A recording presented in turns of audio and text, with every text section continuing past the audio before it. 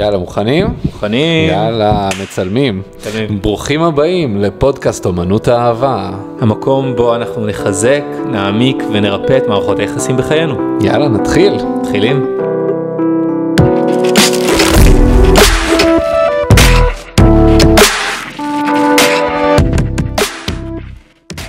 שלום ברוך. שלום אלעד. מה שלומך? הכל טוב, מה העניינים? ממש טוב. יאללה, כן, אני מתרגש. כן, אני גם. סוף סוף אנחנו עושים את זה. מאוד מתרגש. יש לנו שיחה ממש מרתקת היום. כן, אתה רוצה לספר לנו על מה אנחנו הולכים לדבר?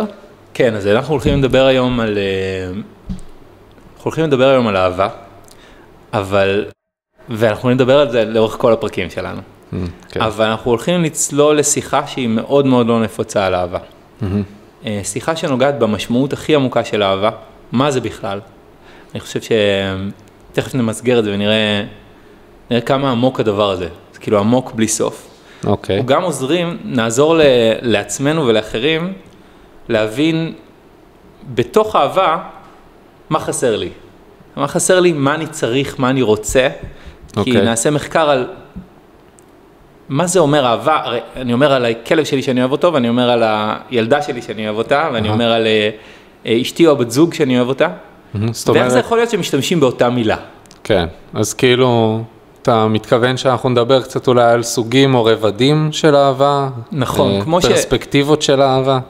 בול. כמו שלאסקימוסים או לאינואיטים, יש מלא שמות לשלג, כן. כדי שהם ידעו להבחין בין שלג לקרח, לדבר בין שלג לקרח, אין שם אליו. כן. וכשאתה מצוי בתוך משהו כמו מעצב טוב, שאתה מתחיל לראות גוונים של ורוד, אנחנו רוצים לראות גוונים של אהבה. אנחנו רוצים לפתח רזולוציה לגבי איך האהבה נראית בגוונים שלה. אוקיי. ואת המחקר הזה אנחנו נקרא גישה אסקימוסית לאהבה.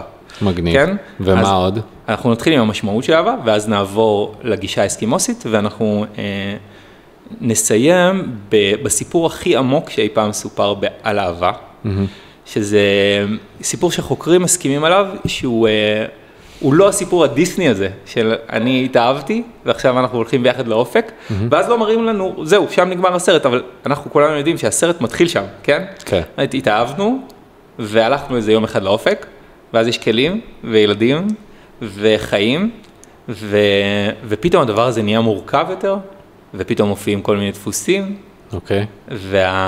והזוגיות ממשיכה למקומות מאוד עמוקים, ואני חושב שאחד הדברים שאנחנו נראה בסיפור הזה, שאנחנו נשמע אותו בסוף הפרק, שהאהבה בעצם עוברת כל מיני שלבים שהם הרבה יותר עמוקים, דווקא אחרי שלב ההתאהבות. הבנתי. זאת אומרת, כאן נוצר הקשר באמת. אז אתה הולך לספר לנו איזשהו משל בעצם, שיכניס אותנו לדברים האלה. נכון, זאת אומרת, אנחנו נשמע סיפור מהמיתולוגיה היוונית, כן. שעל פי חוקרים הוא מוגדר הסיפור הכי עמוק שאי פעם סופר על אהבה. אני חושב שכמובן שיש מלא סיפורים, גם ביהדות, אנחנו עוד ניגע בהם בפרקים הבאים. כן.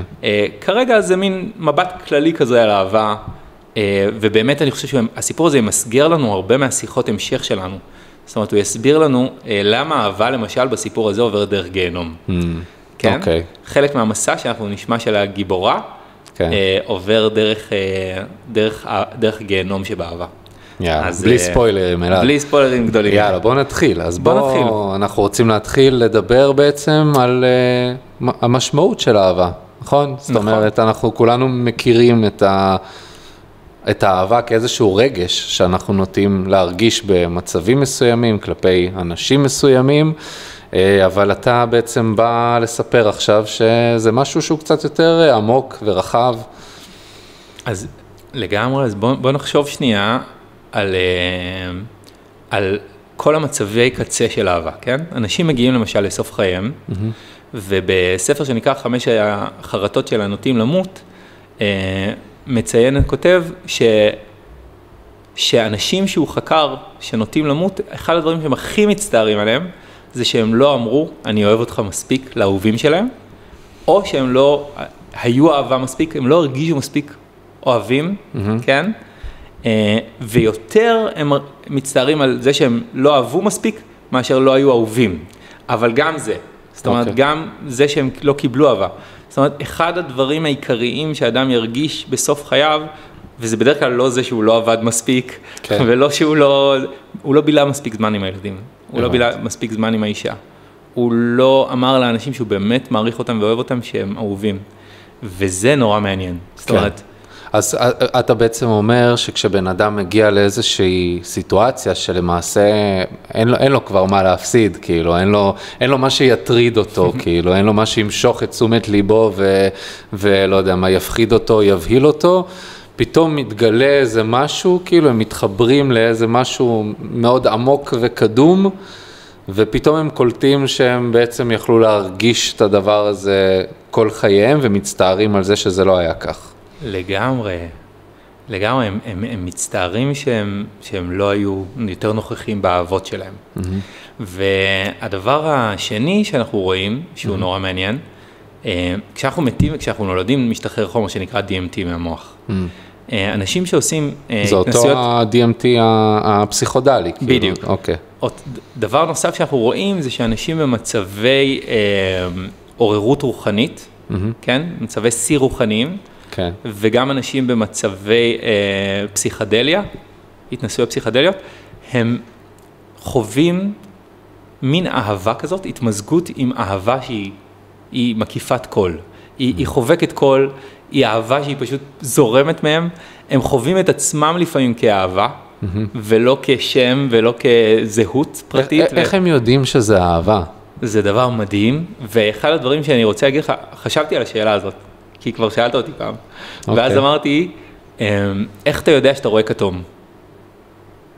כי לימדו אותי שזה כתום. אוקיי, אבל השם לימדו אותך, אבל כשאתה רואה כתום אתה יודע שזה כתום.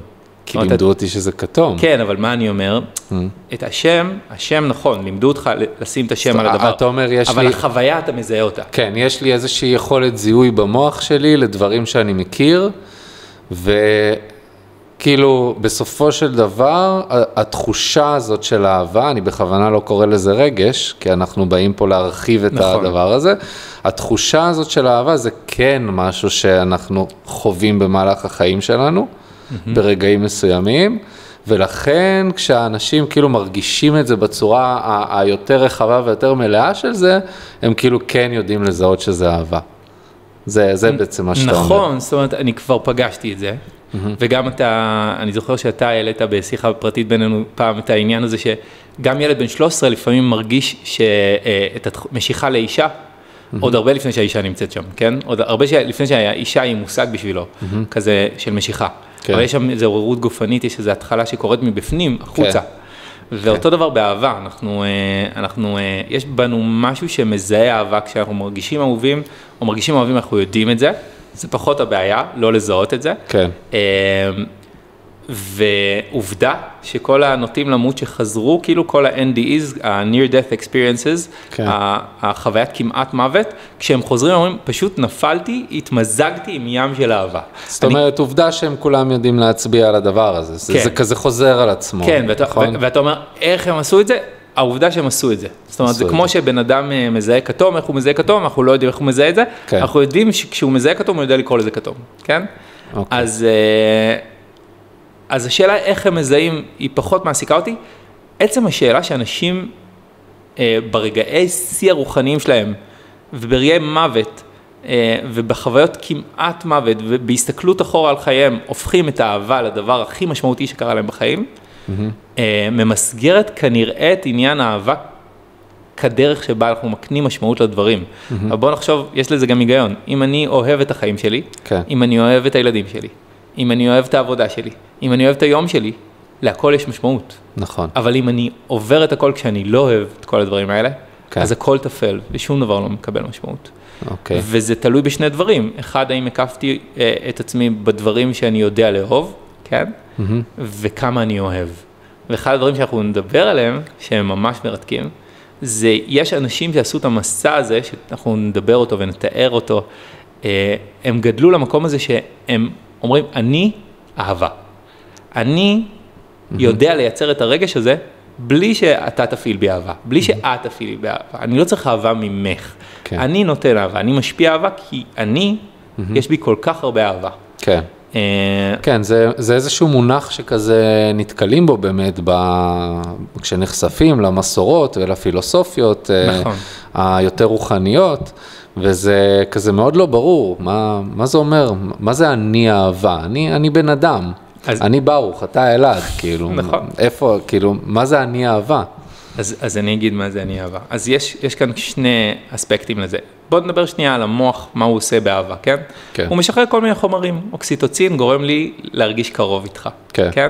עם הילד שלי זה משתחרר כשיש בלידה, זה כמויות עצומות של אוקסיטוצין. זה כאילו אתה, לרוב כשנולד לאדם ילד, בעיקר לאישה, אבל גם לא מעט לגבר, ובמצבי אור אל אור כאלה, פתאום החיבור שם עם הדבר הזה שנולד, עם הפלא הזה, הוא משחרר המון אוקסיטוצין. כי עכשיו אתה צריך לדאוג לקטנצ'יק הזה, גם אם הוא יצרח, גם אם יהיה קשה, גם אם יראו אותך מלא בלילה, גם אם הרשימה הזאת של הורים מתחילים, כל אחד מכיר אותה, היא אינסופית. הטבע יודע את העבודה, אין ספק. לגמרי. כל מי שנולדו לו ילדים יכול להיזכר ברגעים הראשונים האלה, שאתה מחזיק את הדבר הזה, כרגע יודע רק לצרוח, לישון ולעשות צרכים בערך ולאכול, ומשהו בך כאילו מתחבר לדבר הזה שלפני שנייה לא היה קיים בחיים שלך, ועכשיו פתאום הוא כאילו כל עולמך פחות או יותר. לגמרי. אז הטבע יודע את העבודה, אז אתה אומר זה קשור בעצם לחומרים שהמוח שלנו יודע להפריש. אז קודם כל במוח, אנחנו מדברים על אהבה במוח, אז כן יש את האוקסיטוצין, והוא, בוא נקרא לזה הורמון הקרבה. כן. יש לנו דופמין, שזה אני מצפה לאהובה שלי, אני רוצה שהיא תבוא. בעברית אומרים הרגע, כן? אני מתעורג לה, אני מתגעגע לה, אני קמא לה, כל הציפייה הזאת לאהבה. וזה דופמין, ציפייה לתגמול. דופמין זה הוא מקושר למצבים של הנאה בעצם, נכון? כאילו יש איזשהו עניין שלא יודע. הנאה ספציפית יותר סרוטונין, שגם מופיע באהבה, וגם מופיע בכלל בכללי בחיים, ובעיקר במצבים חברתיים. אבל יש לנו דופמין שהוא גם, הוא הציפייה לתגמול. אני מחכה שמשהו יגיע, כן? למשל, הכי הרבה הוא הופרש דופמין כשאני מחכה לגלידה. כשאני אוכל את הגלידה, אז אני אקבל איזה שעות של דופמין, אבל הציפייה היא מה שמגבירה את כמות הדופמין. מעניין, אוקיי, סבבה. אז אמרנו סרוטונין, אמרנו דופמין, אמרנו אוקסיטוצין, ואדרנלין זה הדפיקות בלב הזה. כן? כן. זאת אומרת, כשיש התאהבות, אז אני מרגיש את הפרפרים, זה נקרא פרפרים, כן? כן. זה בדרך כלל כמויות גבוהות מאוד של אדרנלין. אדרנלין הוא יכול להיות גם יוצר מתח כזה, קצת, אבל הוא גם מעורר. זהו, מה הוא בא לעשות באמת ברגעים האלה? הוא בא לעורר אותנו? הוא בא לעורר אותנו, כן. הוא בא לעורר אותנו, פיזיולוגית, לאו דווקא תודעתית, כן? תכף נדבר על זה, למה דווקא בהתאהבות התודעה היא באיזשהו מקום מצטמצמת, כן? אבל פיזיולוגית אני מאוד בעוררות. אוקיי. כן? ובסופו של דבר, אבל משהו מטריג את כל הדברים האלה שעכשיו אמרת, נכון? דיברנו על זה עכשיו כאילו ברמה מאוד ארצית של מה המכונה הזאת שאנחנו קוראים לה הגוף שלנו, עושה בשביל הרגשות האלה, בשביל בעצם להפעיל בנו את הרגשות האלה שאנחנו רגילים להרגיש, אבל כאילו מעניין יהיה באמת להגיע למקור של הדבר הזה, להבין מה הטריגר, למה זה קורה. אז לגמרי, אז אנחנו מדברים על הטריגר, מה מייצר בי את כל מה גורם למוח שלי, כן, מה גורם למוח שלי להחליט עכשיו, אני עכשיו מפריש את אני בית מרקחת של התרופה הזאת, כן? בדיוק. ואני מייצר את התרופה ואת התמהיל הזה שדיברנו עליו. זה כמו, יש לו כזה תיק של אפקטים כאלה, והוא כזה עכשיו לוחץ על הכפתור הזה, ועל זה כאילו, כן. אז אחד הדברים המעניינים זה שבאמת רובנו מרגישים את זה כשמגיע מישהו מבחוץ, כן? ראינו מישהי שהיא מוצאת חן בעינינו. כן? ויש אפילו מילה כזאת ביפנית, קוי, שאני כאילו, אני מרגיש שאני הולך לבלות איתך את שארית חיי, כן? יש איזו התאהבות ראשונית כזאת, אהבה ממבט ראשון, כן? ושם יהיה הפרשה מאוד גבוהה של החומרים האלה, נגיד בהקשר הזוגי, ואחד הדברים המעניינים זה שראו שאנשים שעושים מדיטציות מסוימות של חמלה, של אהבה, מדיטציה שנקראת מטה, כל מיני סוגים של מדיטציות, הם, זאת אומרת, התבוננות פנימית בתוך עצמם על משהו שהם רוצים להרגיש כלפי חוץ, אחד הדברים המרתקים זה שהם מצליחים להפריש את אותה כמות של חומרים, בסדר עולה כזה, זה לא בבת אחת, כמובן כשזה מבחוץ זה יותר קל, זה כמו שאם אני אוכל פיצה ומדמיין לאכול פיצה, זה לא יהיה אותה הרגשה במוח, אבל אם אני עושה את זה מספיק, אני מצליח להעלות את החומרים שאני יכול להרגיש מגירוי חיצוני. אז אני יכול להפוך לרוקח של התמהיל הזה, בלי שאני נתקל בגירוי חיצוני. הבנתי. אז מה שאתה בעצם אומר פה, זה שהמנגנון הזה, שעכשיו דיברנו עליו, אנחנו רגילים לזה שיש איזשהו טריגר חיצוני. זאת אומרת, אנחנו גדלים באיזושהי ידיעה, שאם כאילו משהו בחוץ יקרה, זה יעורר בנו שמחה, זה יעורר בנו אושר, אם נראה בחורה, זה יעורר בנו את הפרפרים בבטן, אם משהו טוב יקרה לנו, אז נהיה שמחים, אם משהו רע יקרה לנו, אז נהיה עצובים. אתה בא ואתה עכשיו אומר שבעצם אנחנו לא באמת צריכים גירוי חיצוני. זאת אומרת, אתה יכול באיזשהו מקום לייצר את הטריגר הזה באופן פנימי, אם אני מבין אותך נכון. זה נכון, זה דורש עבודה, זאת אומרת, זה לא תהליך קל, ברור. אבל הוא בהחלט דורש עבודה, ולמה זה בכלל מעניין אותנו? כי האנשים האלה הם אנשים כמו מהטמה גנדי, שעשה ממש עבודה כזאת, הרבה אנשים דתיים עושים עבודה כזאת, מאוד מאוד דומה. למשל, אני נזכר בהבדלה של אבא שלי בסוף כל שבת, כזה בין שבת לשבוע, אז הוא מתחיל לעבור את כל האנשים במשפחה שהוא מאחל להם להיות בריאים. כן. יש חלק כזה מההבדלה. אז זה ממש מדיטציות מהסוג הזה, זה כאילו להפנות את האכפתיות שלי ואת הדאגה שלי לאנשים שלא נמצאים כרגע בסביבה שלי, זה מוכח בתור הופך אותי לחומל ואוהב יותר, כן? כן. זה קיים בכל הדתות פרקטיקה כזאת, לעלות בעיני רוחי אנשים ולאחל להם, לברך אותם, והתהליכים האלה באמת מגבירים אהבה במוח. זאת אומרת, זה ממש אפשרי, על ידי תהליכים כאלה, אפשר לקרוא גם להבדלה סוג של מדיטציה, את היכולת הזאת להרגיש יותר אהבה, כן? כן, אז זהו, באמת, לי יצא להתקל בזה בכל מיני מדיטציות שתרגלתי, שממש אתה עושה תרגול של להרגיש חמלה, נכון?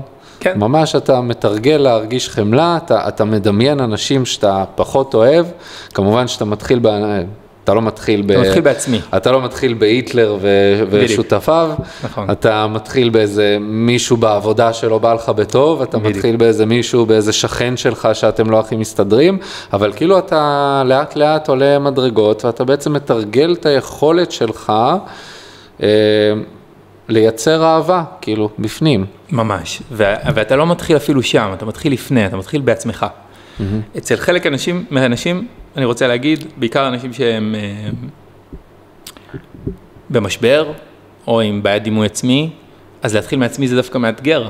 כאילו, הם שמים את עצמם במעגל מאוד חיצוני של אהבה, כן? כן. זאת אומרת, אני יכול לאהוב את הילדים שלי לפני שאני אוהב את עצמי, אני יכול לאהוב את האישה, את העבודה, אבל את עצמי זה לא קל, אז דווקא מתחילים עם עצמי. קודם כל אני מאחל לעצמי להיות אהוב, להיות בריא, להיות בטוח, ואז אני מתרחב לאט לאט לילדים שלי, לאישה, לזוגיות, ובאמת יש הרבה מדיטציות כאלה, אחת מהן המפורסמות נקראת מטה, שאנחנו תרגלנו אותה לפני הפודקאסט הזה ממש, ואני ממש מרגיש בתרגול הזה ממש סוג של פתיחת לב, ממש מרגישים את זה באזור הלב. ממש יש לזה תחושה מורגשת לדבר הזה, זה נורא מחבר, וזה מביא אותך אחרת למפגש עם אנשים.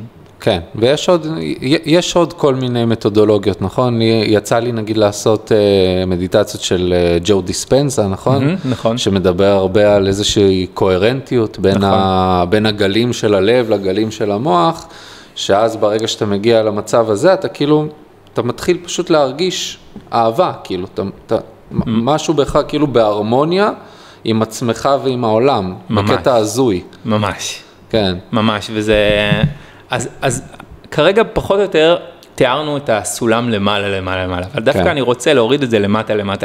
יאללה. כי האהבה שלנו בסופו של דבר מתבטאת ברגעים שבהם אנחנו מופעלים מול הילד, שהכי לא קל, שהוא צורח ובטנטרום, כשאני והאישה לא בהרמוניה, אני אומר משהו והיא אומרת ההפך, וזה דווקא משהו שנוגע כזה בנקודה כואבת שלי, או בנקודה כואבת שלה, או ביחד, בנקודות כואבות. אוקיי. ושם המסע של אהבה, דיברנו על כל כך גבוה, להיות אהבה וזה. כן, אז בוא רגע, רק לסכם את הגבוה הזה, כאילו מה שאנחנו בעצם מבינים מהדבר הזה, זה שדבר ראשון, הרגש הזה שאנחנו מרגישים, הוא נובע ממנגנונים פיזיולוגיים באיזשהו מובן, אבל המנגנונים הפיזיולוגיים האלה הם בעצם מופעלים באיזושהי דרך, ואנחנו רוצים, שואפים, לתרגל את הדבר הזה עד שאנחנו מגיעים למצב שאנחנו מצליחים להפעיל את זה באופן פנימי, ובעצם לא צריכים להיות מושפעים או מוטרגים מהסביבה שלנו, ואז בעצם אנחנו יום אחד נרגיש שאולי אנחנו אהבה. אז זאת אפשרות. אני כרגע מניח את זה בתור אפשרות, כן, אולי הגזמתי קצת. לא, אחד הדברים שאנחנו נראה בדרך זה שאנחנו פשוט יותר אוהבים, בפשטות, כן? ויותר אוהבים ברגעים המאתגרים. זה הדבר שאני רוצה לומר. התרגולים האלה, לא רק במדיטציה, תכף אנחנו נדבר על הרבה אפיקים. כן, כן, אני פשוט רציתי את הגבוה הזה קצת כזה לסכם לנו, ועכשיו באמת אמרנו בתחילת השיחה, שאנחנו נתייחס לכל מיני סוגים ורבדים, ופה אנחנו באמת הולכים לחבר את זה עכשיו לחיים עצמם, ליום-יום. לגמרי, אז אמרנו, בעניין של משמעות האהבה, לפני שאנחנו עוברים לשלב הבא, זה שאם אנחנו מסתכלים על אנשים בסוף חיים, אז האהבה היא הדבר הכי משמעותי, כן? אם אנחנו מסתכלים על אנשים שחוו את הקפיצה לכמעט לצד השני, אנחנו לא יודעים באמת אם היו בצד השני, אבל בכל אופן הם טוענים שהם היו באיזה צד שני, או התנתקו מהגוף, או עלו למעלה, זה הכי קרוב שהמדע יודע להגיע, כאילו לשמוע מה יש להם לספר. נכון. מה שהם מספרים שם זה התאחדות עם אהבה. כן, בגדול, נכון, אין דרך לבדוק את זה, כאילו, באופן אמפירי. אנחנו לא יודעים אם הם היו שם, אנחנו יודעים שלא הייתה פעילות מוחית, ובכל זאת יש את החוויות האלה, שזה נורא מעניין. כן. אפשר להצליב מספיק אינפורמציה בשביל להבין שכאילו כנראה שיש שם משהו. יש שם משהו, אבל זה כרגע איפה שהמדע הגיע, אנחנו לא רוצים לספר יותר מזה. מעולה. כאן זה פתוח לאמונה, ואנחנו עוד נדבר על זה, וגם אנחנו מזהים שאנשים שחוו חוויות רוחניות מאוד גדולות, חוזרים יותר אוהבים לחיים שלהם, חוזרים יותר אוהבים, הם נהיים אהבה, או שנהיה להם יותר אהבה. כן, כאילו יותר קל להם להגיע ל-state of mind הזה. כן, זה קיצורי דרך, אני קורא לזה, כן? קיצורי דרך של MD, של פטריות, של... משני תודעה, מרחיבי תודעה. מרחיבי תודעה, לפעמים גם מדיטציה שהיא לגמרי משנה תודעה, היא פשוט דורשת הרבה יותר עבודה ויותר זמן. נכון. כי רק מודטים מאוד אדוקים מגיעים לשם. זה קורה גם בכל מיני סדנאות, נכון? שיש נגיד הרבה אנשים ביחד, ואז כאילו יש אנרגיה מאוד חזקה ביחד, ואנשים שם חווים כאילו חוויות הזויות. לגמרי. זה קורה גם בהרבה סדנאות שפתאום אנשים חווים את החוויות האלה. בלי מרחיבי תודעה ובלי דברים כאלה. בלי, וגם במדיטציות של בן אדם שעושה את זה בעקביות, הוא יחווה את זה. המקום הזה ילך ויתרחב. בסדר. אז בוא באמת, בוא ניגש רגע לסוגי אהבה. כן. הזכרת שנגיד לאסקימוסים יש... כמה מילים יש להם לשלג? אנחנו לא באמת יודעים, זה מיתוס, אבל המיתוס אומר שיש להם יכולת להבחין באהבה, בקרח ובשלג, במים, כי זה המקום שהם נמצאים, במקום שיש בו מלא סוגים של גילויים של שלג. אם אתה מוקף כל היום בשלג, כדאי לך כאילו לדעת לזהות איזה סוג של שלג אתה דורך עליו. לגמרי, זה כמו שאם אתה מוכר רכבים, כדאי לך לדעת הרבה סוגים של רכבים, כן? אם אתה גר בשלג, כדאי לך, ואם אתה מעצב, כדאי לך לדעת הרבה סוגים של ורוד. אם אתה מתעסק באהבה, אתה רוצה להתחיל, וזה העניין שלנו כאן, להעלות את המודעות לגבי הדרך שבה אנחנו אוהבים, כי האמונה האישית שלי זה שאם אדם נמצא באהבה עצמית לחלקים שהוא לא אוהב בעצמו, כן? הוא מרחיק איזה קו אימות בתוכו, כי הוא מביא חלקים לא מודעים, חלקים לא מודעים צפים בתוך החיים שלנו, פשוט, זה תהליך שקורה. נרצה או לא נרצה. נרצה או לא נרצה. אחד השלבים הראשונים של אדם מודע זה שהוא מתחיל לשים לב שהוא פועל בדרכים שהוא לא אוהב. כן, כן, אולי כדאי פה בעצם לציין בקצרה איזושהי עובדה שלא כולנו מכירים את זה, שזה נורא מעניין לגלות שבאמת רוב הזמן אנחנו מופעלים על ידי תת המודע שלנו, נכון? זאת אומרת, כאילו מי שהולך לפסיכולוג כנראה מכיר את זה בתור אוטומטיים, או פרדיגמות, או יש לזה כל מיני שמות, בסוף זה ממש תכנותים קטנים שיושבים אצלנו, וכאילו זה מה שמפעיל אותנו רוב הזמן. לגמרי, רוב התת מודע הוא תוכנת בין גיל 0 ל-6, זה האמונה הרווחת, וזה קבע את רוב האמונות והתחושת ביטחון שלנו בעולם, והאמונות שלנו לגבי העולם, זה לא מודע. זה לא מודע, זה קרה באיזה תדר חלימה כזה כשהיינו כילדים בטטה, זה נקרא. אנחנו אולי נדבר עליו בהמשך, אולי אני חושב שדיברנו עליו גם בעוד פרק. ואז באמת התת מודע נהיה תוכנה שרצה לנו ברקע. והפעם הבאה שהיא תצוף, בעיקר בהקשרים, זה הקשרים הכי אינטימיים שלנו, עם הילדים, עם הבת זוג. פתאום אנחנו נראה שיש משהו שאנחנו מאוד לא רצינו להתנהג כמו אבא או אמא, באיזה תחויות מסוימות, אבל כאן אנחנו רואים, זה יכול לבוא משני כיוונים. אחד, אנחנו רואים שאנחנו מתנהגים כמוהם, אנחנו לא מבינים למה, כן? והדבר השני שיכול לקרות זה שאנחנו נתנהג בצורה שונה, אנחנו לא מודעים שהדרך שבה זה תוכנת, זה בגיל שאין לנו ממנו זיכרון בכלל, כן? ואז אנחנו נראה שאנחנו פשוט עושים משהו שאנחנו לא מרוצים ממנו, אנחנו צועקים, אנחנו עוקצים, אנחנו ציניים, אנחנו לעומתיים, כל דבר, אני יכול לספר על עצמי, שהיה לי איזו תוכנה כזאת בראש שרצה, שאם בן אדם אומר לי משהו, עד גיל מסוים, עד ששמתי לב, נהייתי ער לזה, אם מישהו אומר לי משהו, הדבר הראשון שאני חושב עליו, זה למה זה לא נכון. ממש, זה היה אוטומט. עד שאחי בא ואמר לי, אלעד, אתה שם לב שיש לך דפוס לעומתי? ואני כזה, קודם כל זה העליב אותי. ואחר כך אמרתי, כן, הוא צודק. יש לי דפוס כזה. זה גם תמיד מעליב באמת. בגלל זה גם אנחנו קצת נוטים כזה לטאטא את זה מתחת לשטיח, כי זה פוגש אותנו בכל מיני מקומות, ואנחנו קצת לא רוצים להאמין שזה קיים בנו, כאילו משהו יתפלק שם. נכון, אני רוצה להגיד שבתת מודע שלנו יש לא רק את הדברים הרעים. בואו לא נגנה אותו, כי יש גם את הדברים הטובים. אם למדנו לתת אהבה בחיבוק בבית, וממש חיבקו אותנו, ממש היו איתנו במגע פיזי, נדע להעניק את זה באוטומט. אבל כשזה מגיע לדברים שלא קיבלנו, שם זה בדרך כלל הפריע לנו, כי אף אחד לא הולך למוסך כשהרכב תקין, כן? אז אנחנו פתאום מגלים שאני צועק, פתאום אני מגלה שאני מגנה, פתאום אני מגלה שאני מרחיק, אני חוסם. אני מתגונן הרבה, קשה לי לקבל ביקורת, דברים כאלה, אני תופס את עצמי כבן אדם שיודע להקשיב, שיודע לקבל ביקורת, אבל בפועל בדיוק, בפועל היא אמרה משהו ואני התפוצצתי. ישר מתגונן. או שאני עובר ישר להתגונן, בדיוק. או שאני עובר ישר לרצות, שזה יותר עדין אפילו. אני כזה מנסה שיהיה לה בסדר, אני שוכח את הגבולות שלי לגמרי, ואז זה ממשיך 5 שנים ואני מתפוצץ, על כל הדברים שלא קיבלתי. אבל זה עוד סוג של ניתוק, בעצם כל הדפוסים האלה באיזשהו מקום מנתקים אותנו, למדנו שם בילדות להתנתק מחלקים בתוכנו, כן? והם הפכו לתת מודעים, אנחנו לא מזהים אותם עד שהם מתפרצים, כן? וגם כשהם מתפרצים, רוב האנשים ילכו למקום של להאשים, זאת אומרת, שלב ראשון במודעות, אני לא חושב שזה אני חושב שזה אחר. גרם לי לעשות את זה, כן? ורק כשאני לוקח אחריות קודם כל הוא לומד לזהות את הדפוסים, לוקח עליהם אחריות, יש שם התרחבות של מכל האהבה.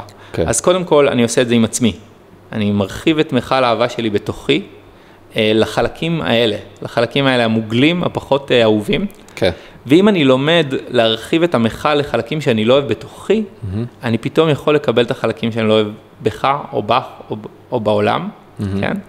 ופתאום המרחב שלי מביא שלום בתוכי, הוא מביא שלום למערכת יחסים שלי עם אנשים, והוא מביא שלום לעולם. וזאת השליחות שלנו באמנות האהבה, להרחיק את קו העימות, ולהביא שלום שמתחיל בפנים, להביא את המשמעות הכי גדולה, כמו שאמרנו, ככה מסגרנו את השיחה.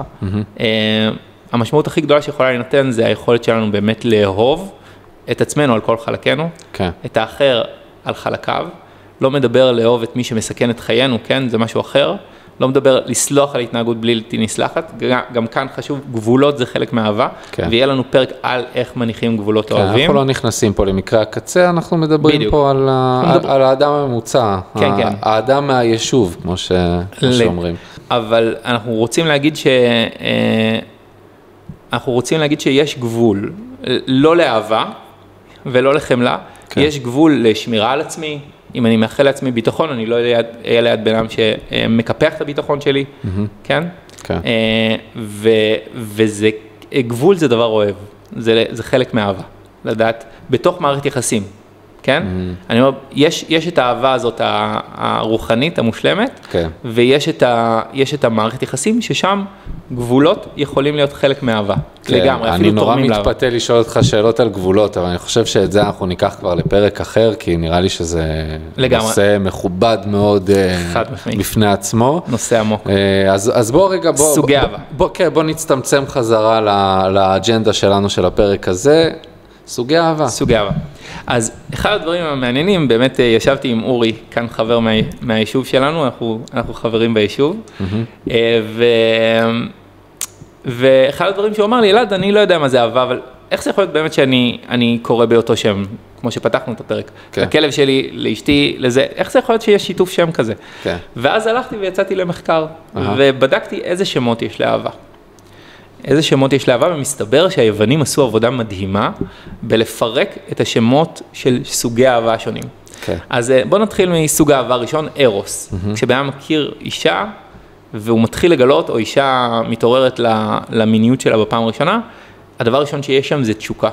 זה אומנם פיזיולוגי, וזה לא רק, תכף אני מדבר גם על תשוקה אחרת בפרקים אחרים, אבל תשוקה, יצר, היא גם המקור של יצירה שלנו, יש עניין של יצר ויצירה בעברית, באנגלית passion, תשוקה, זה בכלל מגיע מהמילה פסיו, שהיא סבל, וזה מציין את המרכיב של סבל בתוך האהבה, שזה גם משהו שאנחנו נשמור להמשך הפרק, אנחנו נראה איך זה מסתדר.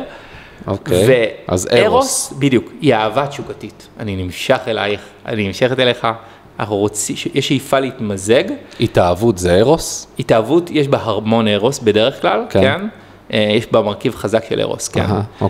אז אם יש בינינו תשוקה, ביני לבין זוגתי, אז ביני, לא משנה, בכל סוג של זוגיות, אז יש שם ארוס. ויש שם את המרכיב הזה שהוא מאוד בריא, הוא נותן יצר, הוא נותן כוחות לזוג ליצור גם בחיים שלהם. זה כוח מאוד מאוד יוצר, כוח חשוב, כוח מהמם, ובפרקים אחרים אנחנו נדבר רק על ארוס, במובן של איך, אולי טנטרה, איך התשוקה הזאת הופכת למשהו רוחני.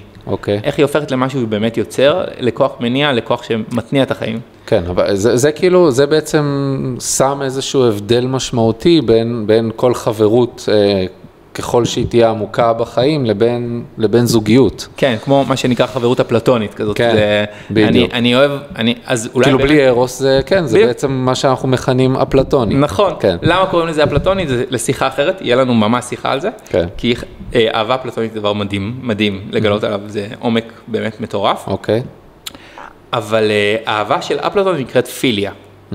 שפיליה זה אהבה חברית, אנחנו מאוחדים בערכים ביחד. זה בעצם הסוג הבא, כאילו. הסוג הבא. דיברנו על ארוס, עכשיו אתה מדבר על פיליה. אוקיי. ובפיליה אני מזהה ערכים בך שאני נורא מעריך ואוהב, או בך, ולכן כיף לנו ביחד. אנחנו מעריכים את אותם דברים, אנחנו יכולים לדבר על אותם דברים, אנחנו יכולים לעשות אותם דברים, אנחנו יכולים לתאם את העשייה ואת הדיבור שלנו למקום פורה. כן. כאילו כמו שאומרים בשפה הרוחניקית, אנחנו על אותו תדר. על אותו תדר, בדיוק. נכון, אנחנו על אותו תדר. אז יש בינינו חברות. פיליה היא חברות. כן, חברות מתואמת ערכים. כן. המרכיב הבא, אז הכרנו, נמשכתי אליה, כן? נהייתה בינינו חברות, ואז אנחנו מנסים לעשות איזה משפחה, תא משפחתי, מנסים להקים תא משפחתי, זה נקרא סטורגה. סטורגה, אוקיי. סטורגה זה, אנחנו מנסים לייצר איזה חמימות במשפחה שלנו. אתה מכיר את הבתים האלה שאתה נכנס, אתה נשאר מרגיש חום כזה. כן. וואי, ממש כאילו, משפחה מרוקאית הזאת, אצלנו במשפחה המרוקאית שלי, אתה נכנס, אתה בן משפחה, כן? כן, אולי אצל אשכנזים קצת פחות. יכול להיות, אבל תלוי. כן, זה תלוי במשפחה, אבל בגדול כן. כאילו זה, בבדיחה מספרים על זה, אני לא יודע אם זה באמת, אבל באמת, אתה נכנס למשפחה ואתה מרגיש שאתה בן משפחה. ובני המשפחה מרגישים את החמימות הזאת. שזה בעצם מתקיים רק בין הזוג, כאילו, בין האבא והאימא, או שזה מתקיים כבר בין כל זה כולל את המשפחה, גם את הילדים, כן? כן. ולפעמים זה כל כך חזק שזה כולל את כל מי שנכנס לבית. כן? זה כאילו סטורגה חזק, כאילו, יש אנשים שהלב שלהם פתוח, אומרים גם, כן? הדבר הנוסף, זה, אז היה לנו ארוס, היה לנו פיליה, היה לנו סטורגה, ועכשיו אנחנו מתחילים לשחק ביחד. יש לנו מספיק ביטחון, אנחנו רוצים משחק קצת. אוקיי. אז גם במיניות אנחנו רואים איך זוגות שהם, אם הם לא מכניסים שם איזה גיוון או זה, לאורך שנים מתחיל להיות להם משעמם, כמו הם רואים את הסרט הזה כבר בפעם ה-20, אפילו הסרט שהכי אהבתי, אם אני רואה אותו 20 פעם, זה כבר... זה אחרי הסטורגיה, אתה אומר? המשחקיות מגיעה אחרי הסטורגיה? המשחקיות מגיעה בסביבה שהילד מרגיש בטוח בה. אוקיי. כן? זאת אומרת, ילד שהוא בטוח, ההיקשרות שלו בטוחה, הוא הולך לשחק. הילד אחר הוא נצמד לאמא, הוא מפחד, או שאם היא תלך הוא יבכה. אוקיי. כן, יש ממש ניסוי כזה, אנחנו נדבר עליו בפרק אחר כשנדבר על היקשרות. אוקיי. אבל ילד בטוח מתחיל לשחק, כן? והוא פנוי לשחק. וכשאתם רואים מבוגר שהוא יוצא לעולם וקל לו לשחק עם אחרים, קל לו ליצור שיתופי פעולה, קל לו ליזום, זה הרבה פעמים או שהוא עשה מלא עבודה, או שהוא בטוח מאוד בהיקשרות שלו עם הבת זוג או עם המשפחה, מקור. הרבה פעמים ככה זה נוצר, התחושה הזאת שאני בטוח בעולם, אני יכול לשחק. כן? אוקיי. וכשאני לא, אז אני עובד על היכולת הזאת, להיות בטוח, קודם כל, אני לא על המשחקיות, דווקא אני עובד על הביטחון, כן? אוקיי, כן. אבל כן, יצרנו סטורגיה טוב, יש לנו תחושה של ביטחון בבית הזה, יודעים שלא יפרקו אותנו ולא זה, ולא ירדו עלינו ולא קשה לנו, כאילו כן. חלק מהזמן, אבל לא, זה לא, הבסיס הוא אהבה וחמימות הזאת. כן. ויש לנו בית לחזור אליו. יש לי משהו, כאילו יש לי מקום בטוח. יש לי מקום בעולם בטוח, הזה. בדיוק. אוקיי. ואז אני עובר, ובאמת אני בלודוס, אני במשחקיות. לודוס זה נקרא, כן? לודוס זה המשחקיות.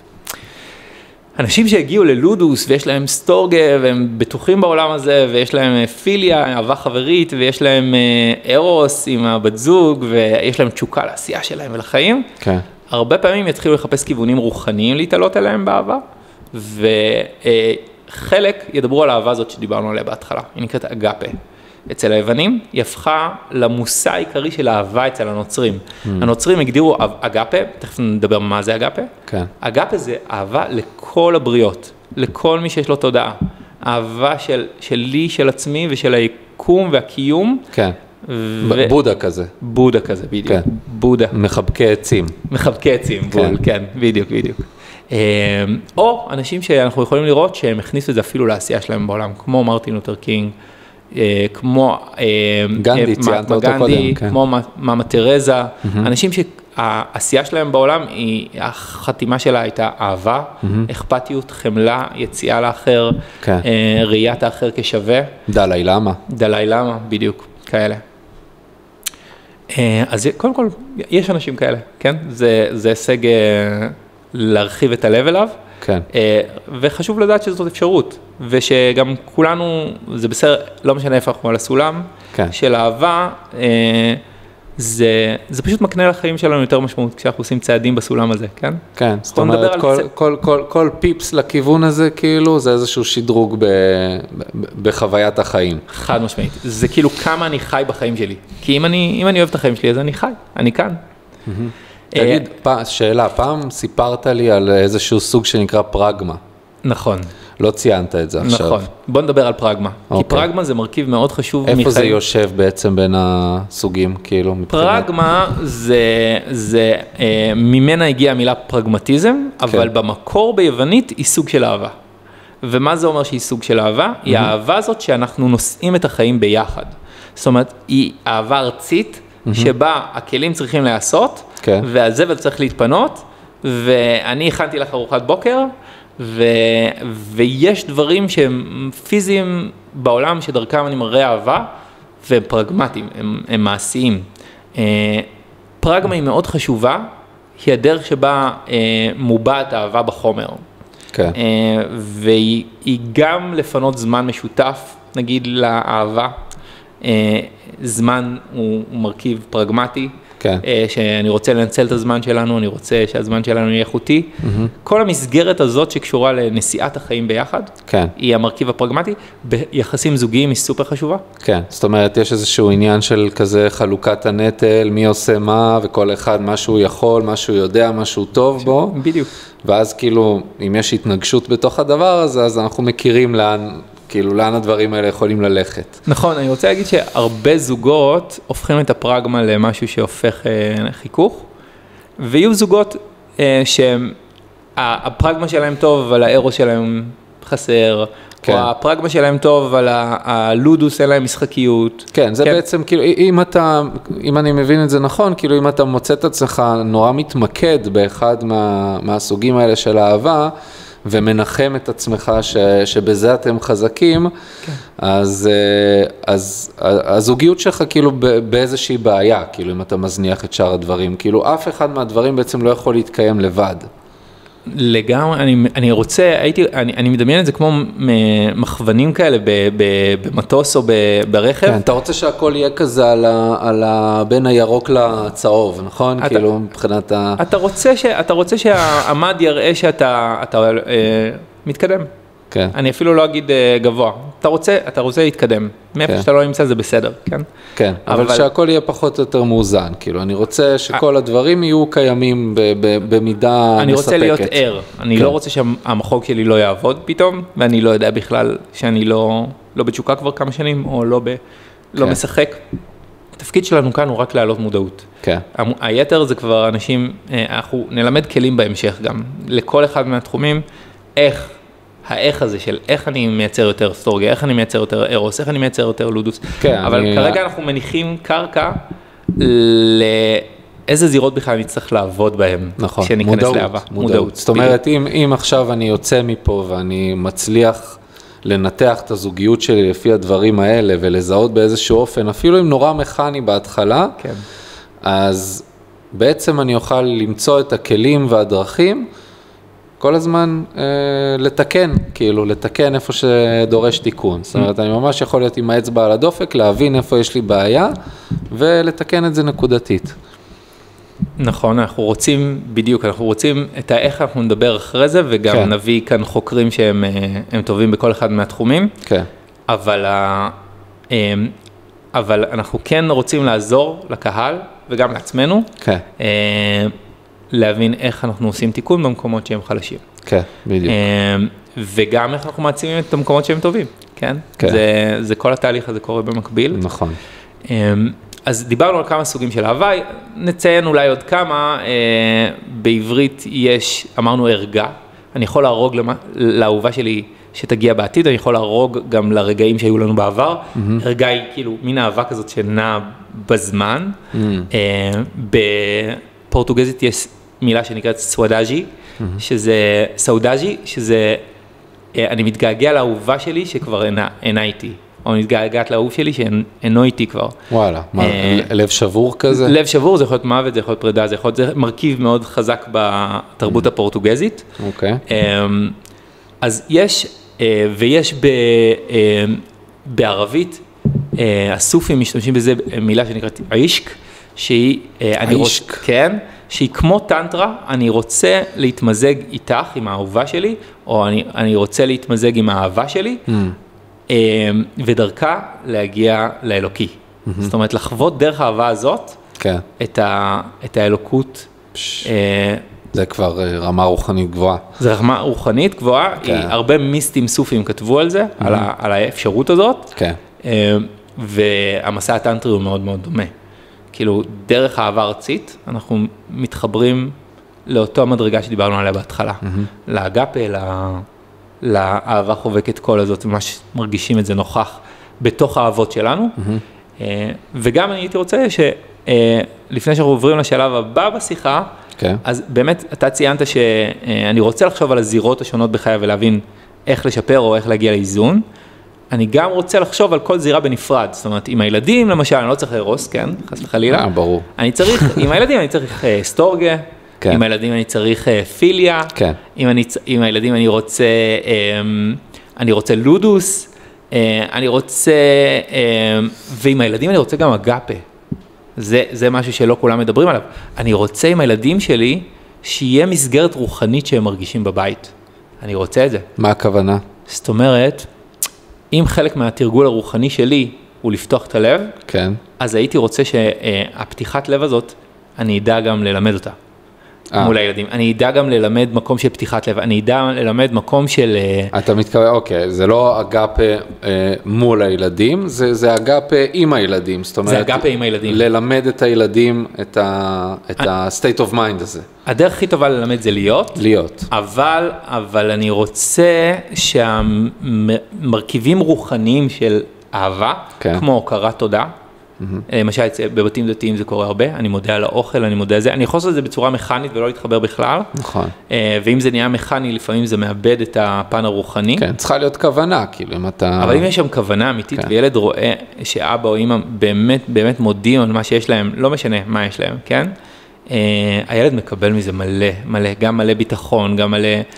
זה מרכיב שלא מדברים עליו הרבה, בהורות או אבל הדרך שלנו לעלות ברמה הזאת של הוקרת תודה, של פתיחת לב, היא נוכחת בתוך הזוגיות, היא נוכחת בתוך ההורות שלנו. מעניין, כן, אני חושב שכאילו, יש הרבה אנשים שבאמת מעלים את השאלה הזאת, של איך אני מלמד את הילדים שלי, את הדברים האלה, כאילו, מה מתאים לגיל מסוים, או כאילו, איך אפשר בעצם להסביר להם את זה, קונספטואלית, תפיסתית, הבנתית, וכאילו מה שאני מבין מהדברים שלך זה בעצם תהיה כזה, והשיעור יעבור, כאילו, כן, המסר יעבור דרכך. גם כאן אני רוצה להגיד שאיך להיות כזה, אנחנו נדבר על זה. אנחנו כרגע מציינים את הדלתות שנפתח. כן. מה יש מאחורי הדלתות? אז ברובם יש מאורת ארנב כזאת עצומה, כן? ממש, אני יכול לראות עכשיו שיחות שלמות רק על חברות, איזה שיחה עמוקה זאת.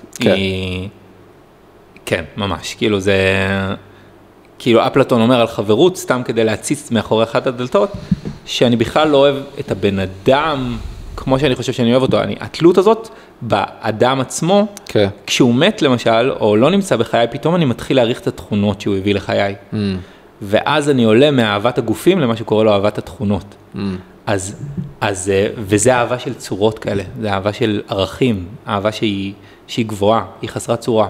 אז זה כאילו האהבה של הבן מובילה אותי למקום הזה שאני מבין מה אני מעריך בכלל, כן? אוקיי. ואני מתחבר עם הערכים שלי. אז רק כדי לתת הצצה מאחורי אחת הדלתות, כמה זה עמוק כשאני מבין מה זה אהבה חברית למשל. כן? זה מאוד עמוק, ואנחנו, איך מייצרים, אנחנו נהיה על זה, כן? אנחנו על זה, אנחנו פותחים מלא דלתות. כן, נגיע לכלים פרקטיים, וניתן אותם באהבה. לגמרי. אולי האהבה האחרונה שאני רוצה לגעת בה, ואז אנחנו עוברים לסיפור שלנו. יאללה. היא בהקתי. בהקתי, כן, זה אהבה מהמזרח שמדברת על הדבקות שלי. זהו, זה לא נשמע כל כך יווני.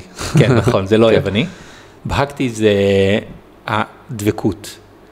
כמו שבן אדם שהחליט שהוא שומר מצוות, הוא קם כל יום לתפילה שלו.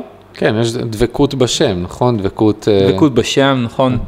להידבק בשם, אבל דבקות יש לה מרכיב של לחזור ולהיות כאן כל יום. אז אם אני מאוד אוהב את אומנות האהבה כבית או כעבודה, אני מגיע כל יום לעבודה הזאת, אני נוכח בה. דבקות במטרה. אני דבק במטרה, בדיוק. המקום הזה של לחזור למקום, גם אם עולים קשיים, זה דבקות. זאת אומרת, גם אם הדבר הזה עובר דרך קשיים מאוד מאוד גדולים, אם אני באמת דבק בשם, אז אם יש לי למה, אני דבק בכל איך, כן? כן, אז ניסויים ששורדים לאורך זמן, אז יש בהם כנראה בהקתי. חייב להיות בהקתי, זה רמת אחריות ומחויבות מאוד מאוד גבוהה בבהקתי, וזה חיבור מאוד מאוד גדול ללמה. ללמה אני בכלל כאן? למה היא? למה אני? וכדי שאני אגבש למה אנחנו, זה בכלל מסע מדהים, לגלות למה התאהבתי באישה הזאת. זאת לא התשובה שאנחנו חושבים. כן? היא לרוב לא התשובה... מה אנחנו חושבים? אנחנו חושבים שאני נמשך לסוג כזה של מראה. אני אוהב סוג כזה של אינטליגנציה. אנחנו טובים, יש לנו הרבה תחומי עניין משותפים, זה מה שאנחנו חושבים. כן. יש לנו בסיס תרבותי דומה. כן. אנשים חושבים שאלה הדברים, יש לזה מרכיב, אבל זה המרכיב המודע. יש פה איזשהו עניין מעניין, שברגע שמתעמקים באופן כללי, ברצונות העמוקים שלנו, מה שנקרא הרצונות המהותיים שלנו, שסתם לצורך העניין, למה אתה רוצה להיות מטפל? כן. אז אתה הולך ואתה בודק, כאילו, למה אני רוצה את זה? איפה שאין לך תשובה טובה, איפה שאין לך תשובה הגיונית, שם זה רצון מהותי. נכון. נכון? נכון. אבל רק כדי להסביר לצופים, מה זה אומר? למה מישהי רוצה להיות גננת? למה מישהי רוצה להיות מורה? זה לא הכסף, זה לא הקריירה, נכון? למה היא רוצה? בדיוק. למה מישהו רוצה להתנדב עם נערים בסיכון? נכון. אז למה אני אוהב מישהי? כן, כאילו הקריטריון, אני רוצה להגיד, הקריטריון למה גורם לבחירות שלנו לעשות, אנחנו לא בחרנו אותו. זאת אומרת, נכון. בחרנו, יש לנו קריטריון לאיך אני אוהב, למה אני רוצה, לאיך נעים לי, אבל לא, מי בחר את הקריטריון הזה? כן, לצורך העניין, קח את אותן תכונות, כן, של מישהי שאתה אוהב, של הבת זוג שלך, כאילו שאתה אוהב, קח את אותן תכונות, תלביש אותן על מישהי אחרת, אתה לא תרגיש אליה את אותה אהבה. בדיוק, וזה אולי מה כי זה לא מבוסס תכונות. כן. כן, אז אולי מה שאתה אומר הוא קצת שונה ממה שאפלטון יגיד, אבל אני מסכים איתך שהיא מפגש ספציפי של תכונות. עכשיו, הדבר, היא חד פעמית, כן, במפגש שלה של תכונות. כן.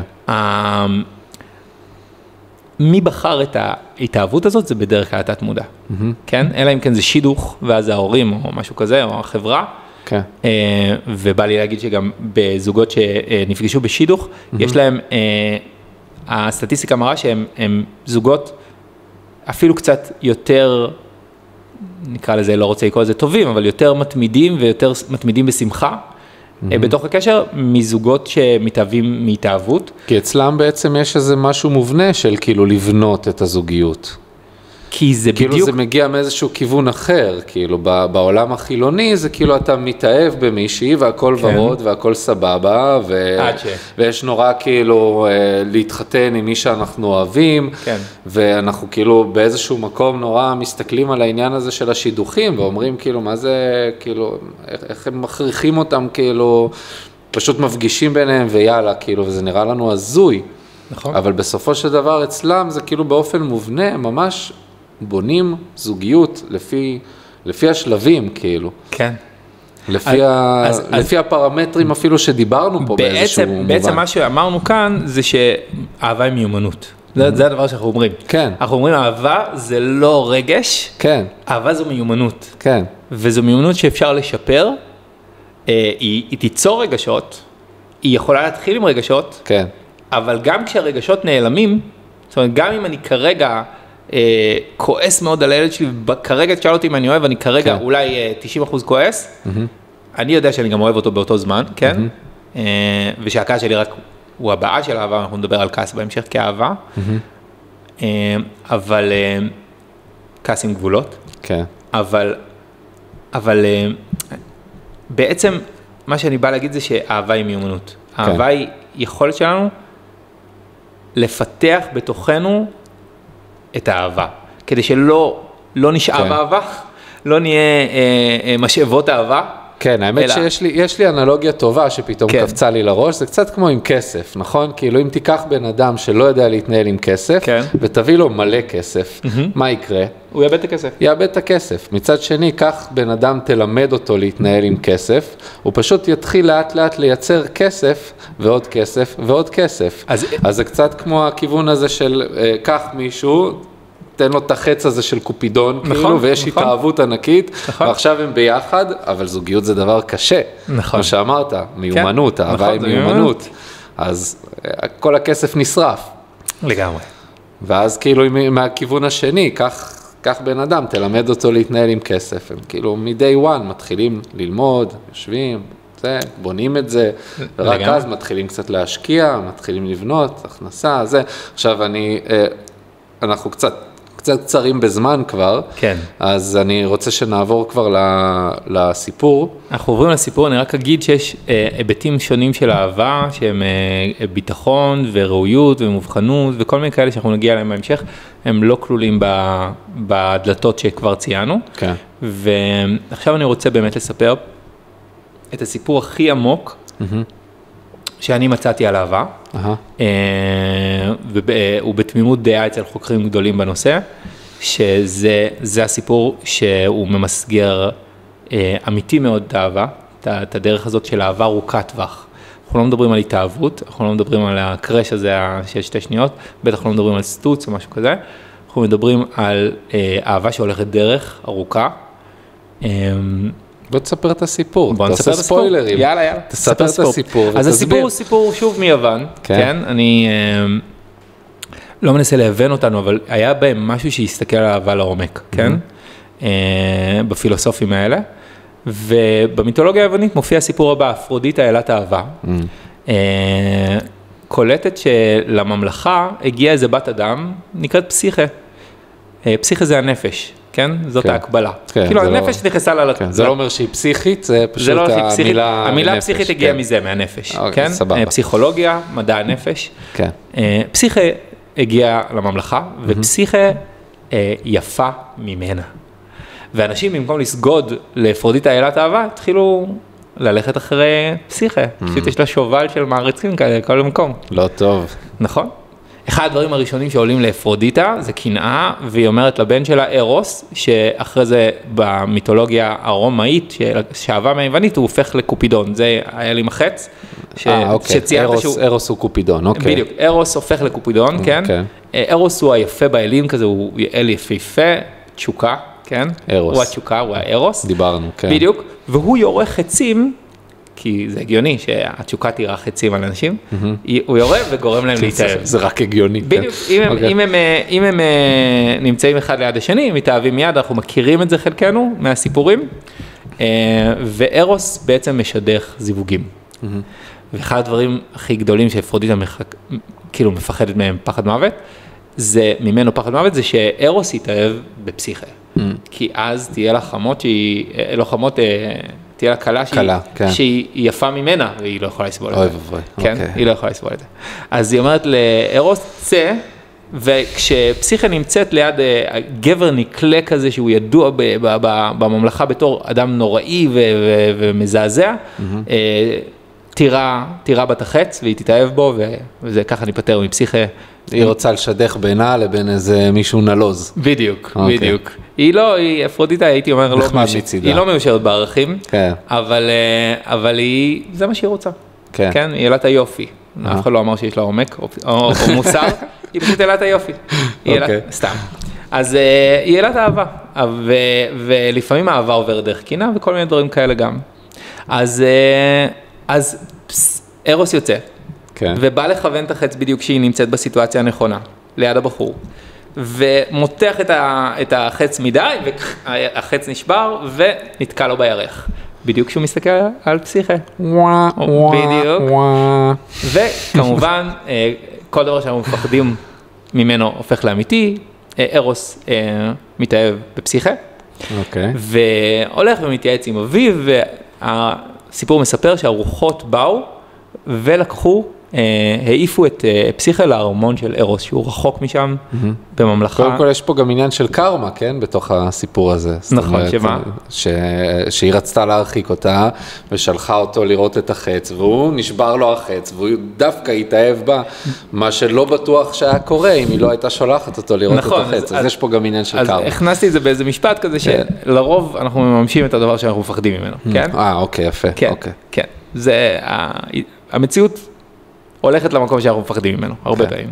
ובמקרה של אפרודיטה רואים שזה קרה, ופסיכה עפה לארמון, ברוחות הצפון באו לקחו אותה, וכשהיא מגיעה לארמון, זה פשוט הארמון הכי יפה שהיא ראתה בחיים. הכל נוצץ, הכל זהב, הכל שנהב, הכל יוקרתי, היא מגיעה למיטת הפריון שלה, היא ישנה בלילה, זה המיטה הכי נעימה שישנה עליה אי פעם. כשהיא מגיעה לארמון, אחד הדברים שהיא רואה זה שמאחורי הווילון נמצא ארוס, היא לא רואה אותו, היא רואה צללית, והוא אומר לה משהו בסגנון של, את לעולם לא תראי את פניי.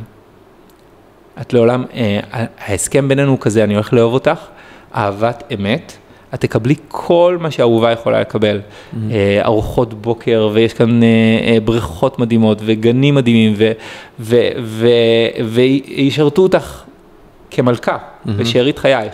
אני אשרת אותך, אישית, אני אביא לך את ארוחת בוקר, ואנחנו נתני אהבים, והולך להיות לך מדהים, את הולכת להיות אהובה, ממש. כן. את תרגישי אהבה. אבל היא לא תראה אותו. את לא תראי אותי, לעולם. ומה המשמעות של זה, העמוקה אנחנו נספר, כן, אנחנו נספר כרגע את הסיפור ברובד הסיפורי שלו, המשל הוא כל כך עמוק שאני מזמין אתכם להחזיק ראש איתנו, כי באמת זה כל כך עמוק שזה שווה את זה, זה ממש שווה את זה. ויום אחד אחרי כמה שנים שהיא מרגישה מדהים, היא כל כך מאוהבת בארוס, והם מתנים אהבים, והוא נהיה בן זוג לכל דבר, אבל הוא מגיע אליה רק בלילה, כשחשוך, היא לא רואה את פניו, הוא לא נמצא ביום, הוא מניח לארוחת בוקר, ולפני שהיא מתעוררת, הוא בצורה פלילית מצליח להעלים את עצמו לגמרי מחייה. היא רוצה לראות את האהוב שלה, בצורה פשוטה. האחיות שלה אומרות, תקשיבי, מדובר במפלצת. זה לא בן אדם שהתנהג ככה, הוא בטוח מפלצת. too good to be true. כן, זה כשאנחנו מקשיבים למה אנשים אחרים אומרים על מי שאנחנו אוהבים, כן? מסריטים אותנו. בדיוק, מסריטים אותנו, כן? ואז אומרות לה, תקשיבי, את חיה מפלצת. בוודאות, את חייבת לראות מי זה בעם הזה. בלילה היא הולכת, יוצאת אחרי שהם מתנים אהבים, היא יוצאת למסדרון, מחפשת את החדר שלו, רואה לאן הוא נכנס, עם נורת שמן כזאת, פתיליה, וכשהיא רוחנת כדי לראות את פניו בחושך, שמן נשפך על פניו, הוא מתעורר בבהלה, היא רואה את הגבר הכי יפהפה שראתה, הוא אל, הוא פורס את הכנפיים שלו, ואף משם לנצח. היא לא... בורח, נעלם. ברגע שהיא ראתה את פניו, הוא נעלם. אוקיי. והיא מבלה שם שנה, שנתיים, עשור, עשורים, מאות שנים, מבלה שם פרק זמן כאלה אלים כזה, כן? כן. ומחליטה לעלות לאפרודיטה, ולבקש שתחזיר לה את ארוס שלה, לעלות לאלים. היא מגיעה לאפרודיטה, ואפרודיטה אומר לה, אין בעיה, את יכולה לקבל חזרה את ארוס שלי, אני אביא אותו, את רק צריכה לעבור 4 מדורים בגהנום. את צריכה להגיע לאחותי פרספונה, אלת השאול, ולהביא ממנה קופסה. מה יש בקופסה הזאת? תגלי בהמשך, אבל אני צריכה את הקופסה הזאת. בדרך את תעברי את המדור הראשון של גיהנום. במדור הראשון יש שם כמות ענקית של חיטה ושעורה, ועדשים וקטניות, והערימות לא מבוררות, הן ערימה אחת גדולה. את צריכה לברר בין הערימות. שהדברים נורא דומים, חיטה, שעורה כאלה, חקלאים מביאים לשם מאות שנים את התוצרת שלהם, ואף אחד לא עשה שם סדר, את צריכה לעשות את זה תוך שבוע. כמו הבוידם, כן, כזה, בדיוק, כמו הבוידם בבית. כן. מזווה. ואת צריכה לעשות שם סדר. בערימות, אם תצליחי תוך שבוע לעשות שם סדר, את תעברי למדור השני בגיהנום. שם יש רעמים זוהמים, ויש להם מין גיזת זהב, יש להם צמר זהב, מוזהב, הוא זהב. ואת צריכה להשיג מהצמר שלהם, בגלל שהם כאלה רעמים גדולים, וזה אף אחד לא עבר מעולם את המדור השני בגיהנום, הרעמים דרסו אותו, רמסו אותו. אם תצליחי להשיג את גיזת הזהב, ותעברי למדור השלישי של גיהנום, את מתקדמת בסיכויים שלך להשיג את ארוס, ולהגיע למחוז חפצך לאהבה. זה המסע של הנפש לאהבה, כן? אנחנו זוכרים תכף אנחנו נסביר איך המסע של הנפש הזה, מה בעצם קורה בכל השלבים האלה. אבל במדור השלישי היא צריכה להביא מים מנהר הסיקסט, שלהגיע אליו זה לעבור איזה הרגש לבה כזה, ממש לבה רותחת, ואין שום דרך, אין שום גישה, אף אחד בעם לא הצליח להגיע למי הסיקסט, היא נותנת לה איזה קד ואומרת, בקד הזה את צריכה למלא אותו ולהביא אותו יחד עם הקופסה במדור הרביעי, במדור הרביעי תפגשי את פרספונה, ואם הצלחת לעבור את כל זה, היא תיתן לך קופסה, אסור לך לפתוח אותה עד שמגיעה אליי. ויוצאת מיד לדרך, כי היא כל כך נחושה. היא מגיעה למדור הראשון בגיהנום, רואה את הערימה, מבינה שאין שום סיכוי, מתחילה היום, מתחילה יומיים, עובר רוב השבוע, היא רואה שזה לא הולך. וכשמגיע יום השביעי, היא מתחילה לבכות, מתייפחת, מבינה שהיא לא תראה יותר את האהובה, שזה אבוד, וכשהיא נרדמת ליום השביעי, באות נמלים קטנות, ומסדרות את הערימות, כל ערימה במקום השעורה, בנפרד, החיטה בנפרד, העדשים בנפרד, היא שמחה נורא ממשיכה למדור השני. במדור השני הרעמים מתקרבים אליה, היא מבינה שהיא לא יכולה בשום פנים ואופן להשיג את הזהב, ואז היא אומרת, היא שמה לב שבאביב הרעמים מתחככים על איזה שיח, ואם היא תחכה רק לאביב הבא, היא תוכל לקחת אז באמת היא מחכה שנה, ואחרי שנה היא... שנה. כן, שנה שלמה, ואחרי השנה הזאת היא כותפת את הזהב, מביאה את צמר זהב. במדור השלישי, היא מגיעה ורואה את נהר הסיקסט, אבל יש לה ברותחת, כאילו, ואין שום סיכוי, והחום, והיא צריכה לקפוץ למרכז, לא הרגש כזה, להביא את המים ממרכזו, כן? והיא אומרת, אין שום סיכוי, אני פשוט לא, כאילו, היא מראש בוכה, היא מאבדת, היא תקווה, היא אומרת אפילו, כאן אני לא בטוחה שהאהבה שלי ממשיכה. אני לא בטוחה שכאן אוכל להתמיד באהבה. היא כאילו מאבדת את הבהקתי שלה, את הדבקות שלה. היא כאילו... מוותרת. היא לא מוותרת, אבל היא אומרת, אני לא יודעת איך. היא נחושה לעבור למדור הרביעי, אבל היא לא יודעת איך. כן? וכאן כשהיא נרדמת, היא מתעוררת ומעלה תפילה לאלים, והאלים פשוט מרימים את הכד, ממלאים לה את המים וממשיכה למדור הרביעי. במדור הרביעי היא מגיעה לפרספוני, כן. ופרספוני אומרת לה, אני ידעתי שתגיעי, כאן נמצא היופי האולטימטיבי, זה היופי המושלם. מי שתפתח את זה תהיה היפה באלות. היא גם תהפוך לאלה, וגם תהיה היפה באלות. אוקיי. אז היא אומרת לה מה יש בקופסה? היא אומרת לה מה יש בקופסה, אבל היא אומרת לה... אבל אסור לה לפתוח. היופי הזה שייך לאפרודיטה. אוקיי. זה מיועד לאחותי. וכשפרספונה עולה את כל מדורי הגיהנום חזרה, מגיעה לכדור הארץ, כשפסיכה, עולה למעלה, רוצה להגיע לאפרודיטה עם הקופסה, שנייה לפני שמגיעה אליה, היא מתפתה, פותחת הקופסה, מקבלת כל היופי הזה לעצמה. אחרי כל מה שהיא עברה. אחרי כל מה שהיא עברה, ונופלת לתרדמת נצח. והאלים מספרים שאחרי נצח הגיע ארוס, ראה אותה שוכבת על הרצפה, נשק את שפתיה, העיר אותה לחיים כמו היפיפייה הנרדמת, וכשהיא התעוררה, אז הם הפכו שניהם לאלים, ומאז הם חיים ביחד בממלכת האלים. הסוף הוא טוב למרות שהיא התפתתה, כאילו. הסוף הוא טוב למרות שהיא התפתתה. אוקיי. אז בוא ננסה להבין מה הסיפור הזה בעצם מספר לנו, כי על פניו זה סיפור, ויכול להיות שהוא מעניין ויכול להיות שלא, אבל בעומק הוא מרתק. כן. דבר ראשון, חלק ראשון של הסיפור, כשאני מגיע לארמון של אהובי, כשאני מתאהב במישהי, אני לא רואה אותה, או אני לא רואה אותו. החלק שהיא בעצם, כן, שהיא לא רואה אותו אף פעם. היא לא רואה אותו. כאילו הכל טוב, החיים שלה מושלמים, אבל היא לא רואה אותו. היא לא רואה אותו. זאת אומרת, זה הכל מתחיל בארוס והחצים שלו. אז זה מה שקורה בהתאהבות בעצם, כן, בהתאהבות ארוס יורה בנו חץ. כן, אנחנו לא רואים. אנחנו לא, ואז אנחנו לא, מרוב ארוס, אנחנו לא רואים את האהוב שלנו. אנחנו רואים בו רק מה שטוב, אנחנו מכירים את זה, אנחנו משליחים עליו.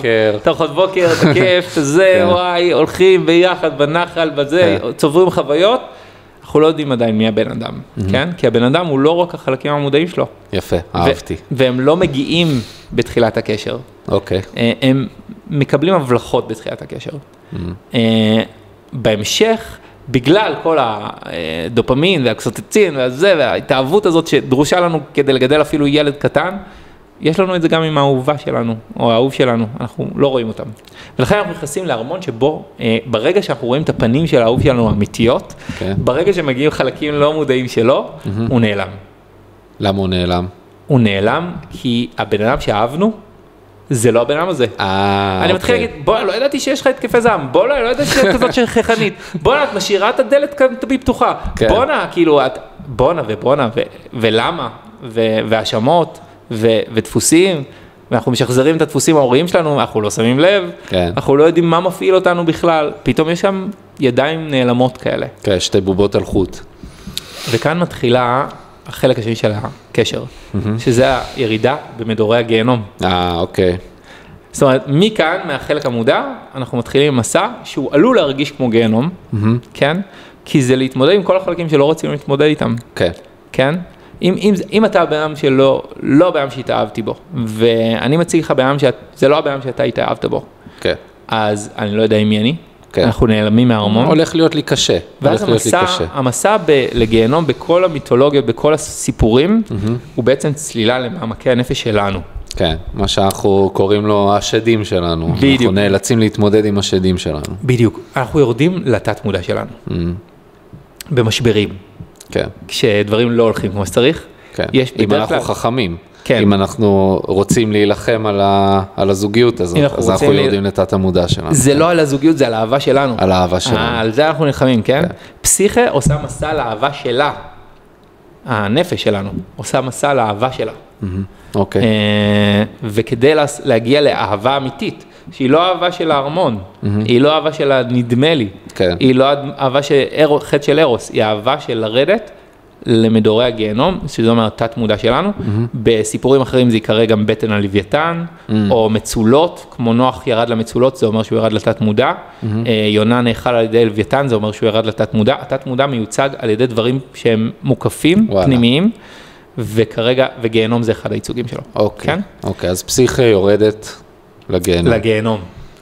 ושלב ראשון, היא צריכה להכיר, להפריד בין עצמה לבין האהוב שלה. בין הדפוסים שהיא משליחה עליו, למישהו באמת. זה הסידור של הערמות. זאת אומרת, אני צריך לשים לב, תשומת לב קטנה, מכאן הנמלים. אני צריך להביא נמלים קטנות, תשומת לב מאוד ערנית, מאוד פתוחה. אבל פה הנמלים עשו בשבילת העבודה בעצם. הנמלים עושות בשבילך את העבודה, אבל אתה צריך להיות מוכן לקבל עזרה מהנמלים, באיזשהו מקום. הבנתי. אתה צריך לשים לב ערני, זאת אומרת, הדרך שלנו לאהוב בהתחלה היא, אני אוהב את כולך, אני אוהב אותך פשוט, אני אוהב אותך, אתה מכיר את זה? כן. ואז, רגע, יש חלקים שאני לא אוהב, כמו בי, אני אוהב אותי אם אני לא מודע, או שאני עשוי גם לא לאהוב אותי אם אני לא מודע, זה שתי תהליכים של התחלת חוסר מודעות, אבל בהמשך אני צריך לראות את החלקים שלי שאני אוהב ואני לא אוהב, כדי להבין בכלל איפה קו העימות בתוכי עובר, ואז איך אני מרחיב את המחל. אז אני צריך להבחין. כן. גם באהובה שלי. מה אני לא אוהב בה, מה אני צריך לעשות מסע מולו. אם אני ארחיב את החלקים שאני אוהב בה גם שהם לא אהובים בהתחלה, אז אני אפתח חמלה לחלקים שלה. אוקיי. לחלקים שהיא מביאה. היא תפתח חמלה לחלקים שאני מביא, כן? שהם לא מודעים. הבנתי. אז מה זה, כאילו, אז לתת לנמלים בעצם לעשות את העבודה, זה באיזשהו מקום, כאילו, לעשות איזשהו זום אאוט, כאילו, מהכעס שלי? לא, זה לעשות זום אין. זום אין? זום אין, ולראות את הדפוסים שאני מביא. את הדפוסים שהיא מביאה. אבל כאילו צריך לשחרר פה, כי היא שחררה, ואז באו הנמלים, עשו בשבילה את העבודה. נכון, אבל אני רוצה להגיד שהשחרור הזה, הוא, אצלנו זה לשחרר את האגו. אני משחרר את החלק בי ש... כן, אז זה מה ש... כאילו... ההירדמות הזאת היא סוג של תמיד לעשות איזשהו פוקוס אאוט מהכעס שלי, כאילו לצאת לרגע מהכעס שלי, ובעצם להיות באיזושהי... אם זה כעס, אז כן, אם יש משבר עכשיו כעס מאחד לשני, אז אני רוצה להתחיל להבחין מה אני הבאתי, מה היא הביאה, נכון, עכשיו אני מבין מה אתה אומר. כעס, שיפוט אולי, לא יודע, כאילו משהו... זה יכול להיות כל אחד מהדפוסים, זה יכול להיות כעס, שיפוט, זה יכול להיות ביקורת, זה יכול להיות בוז, זה יכול להיות האשמה, זה יכול להיות תיוג, זה יכול להיות מלא דברים, כן? אבל הדפוסים, אני רוצה להתחיל לשים לב, אבל זה יותר עמוק מזה, אני רוצה להתחיל לשים לב מה היא מבקשת ממני שהיא בכלל מגדירה אהבה, ואני נותן לה רק מה שאני מכיר מהבית שלי. אני יכול לתת לה בישולים, כי ככה הביאו אהבה, אבל היא אומרת לי, אני מרגישה אהובה רק כשאתה, אני מרגישה אהובה במתנות, או אני מרגישה אהובה בזמן, אם אתה מקדיש לי זמן, ואני רוצה להתחיל לשים לב, להכיל בתוכנו, בזוגיות הזאת, את איך היא אהובה, לא רק איך אני יודע לתת אהבה. אוקיי, זה הנמלים, אוקיי. זה המדור הראשון. אנחנו מסדרים את הערמות, עברנו מדור. הלאה. המדור השני, סבלנות. אני מחכה שנה כדי לקטוף את הזהב. זאת אומרת, הרבה פעמים אני רוצה בתוך הוויכוח להגיד משהו, עכשיו אני אומר, יש מרכיב של אמת במה שאני רוצה להגיד. יש טיימינג. אבל עכשיו אם אני אגיד אותו, זה רק יפוצץ את הוויכוח, כן? או רק ירחיק בינינו. אני רוצה לחכות שנה עד שהדבר הזה יבשיל למקום הזה, שנה זה יכולת לחכות יותר מדי. כן, כנראה שיותר מדובר על כמה שעות, יום, יומיים.